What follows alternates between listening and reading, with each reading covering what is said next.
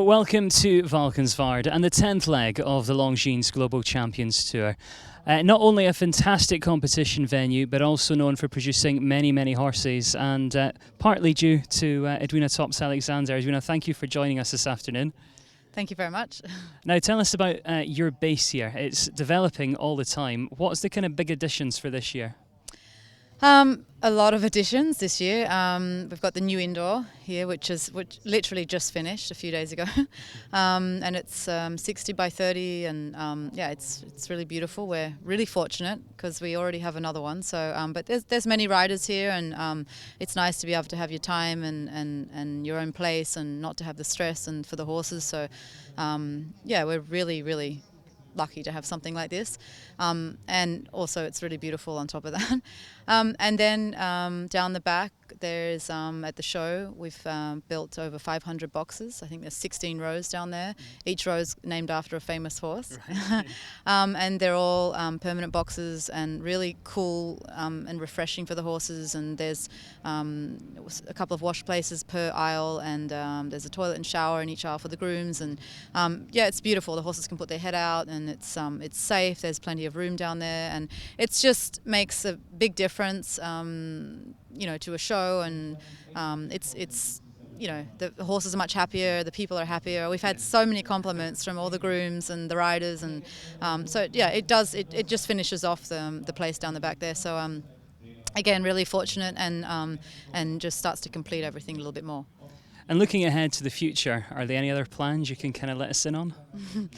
Jan's always got plans up his sleeve, and there's a massive plan that's about to go ahead straight after the show here.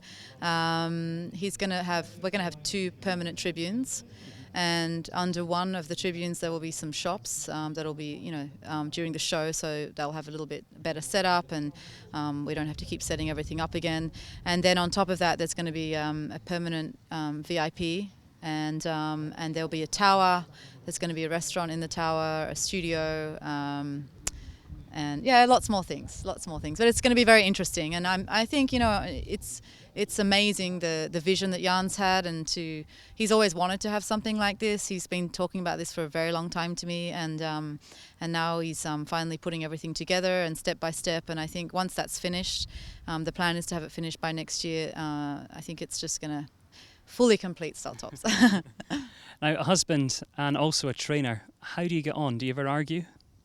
I mean, you know, I think a lot of people probably would, and we are fortunate that we understand each other very well, and obviously, you know, him having a lot of success before in the sport, we speak the same language, and of course there's on the moments when you come out the ring and it's that heated moment and you haven't performed like you would have liked to, and sometimes I have a different feeling in the ring, you know, maybe than he sees, but in the end, you know, we are always coming back on the same track, and you know, it does work very well together. We're really fortunate because I know it's not easy, but you know, it's been a long time. We've been together 12 years, and we've been working together like this for so long, and you know, he's provided me with some amazing horses, and that's why it makes my job a lot easier.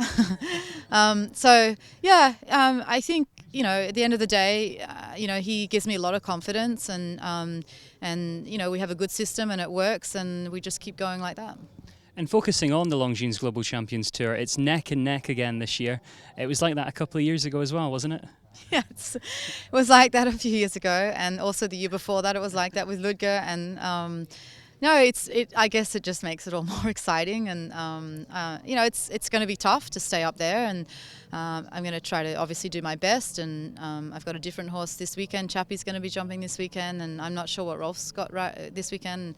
But you know, I just have to focus on my own game and do the best I can, and try to get, you know, it would be great, some podium finishes before the end of the season, and you know, try to just stay focused on what I'm doing and not worrying about what everybody else is doing. And I've always said that consistency has been the key to my success, and so I hope I stay consistent. And it's such a strong field here this year. It's like this at every single Global Champions Tour, isn't it? Yeah, I mean, since I've been doing all the global tours, it's always a strong field, you know, and everyone is very, very competitive, and there's a lot of money at stake, and the sport is changing a lot. The horses are getting more precious, and they're in more demand. There's a lot more riders, and more riders that want to be doing this level and that are building their careers up to this level and that want to be competing at the global tour. And so every jump off that you have is really exciting, is really fast, and whoever wins really deserves to win. And I'm sure there's one leg of the tour that's really stood out this year, with it being Paris and the retirement of such a fantastic horse. Yeah, I mean, that was it was a great ceremony, and he really looks in great shape, considering we tapered off his work over the last 3-4 months. So and he was really happy to be on the show. It was wild that he was on the show, and we kept him in good condition. He's still walking under tack and ridden every day, and he's in the field, and he's very happy. I'm sure he'd be happier if he was down here on the show. But yeah, it was a nice ceremony, and we took a little bit of time to make it special for him, and I really wanted to do it there in Paris, being a French horse, and they have a lot of respect for him, and I thought I owed it to them. So yeah, it was a special show on top of the ceremony, and amazing platform to have somewhere in the right bang in the center of Paris with the most famous monument in the world. So yeah, we were really fortunate that we could have the show there, and we're looking forward to more shows there. And the horses you have now, what's the new string like? I have some interesting horses, and I've got Ego, who's 10, and he's been very consistent this year, and he's normally going to be the choice that I will take to the WEG. Chappie, who I've had since the end of last year, and he's been in great form. He's jumping really good. He was second in Shanghai, and he's been placed, and he was 7th in Estoril. He's been very good, and we're still getting to know each other. I have a very good 9-year-old mare that I'll be jumping today in the big class. She's just starting to come up. She's also similar breeding to Ego. She's Vigo Darko. I have a very interesting 8-year-old, a new horse. It's the second show I have him, and he's an Irish horse, and he's proving, I think, to be a very, very good horse one day.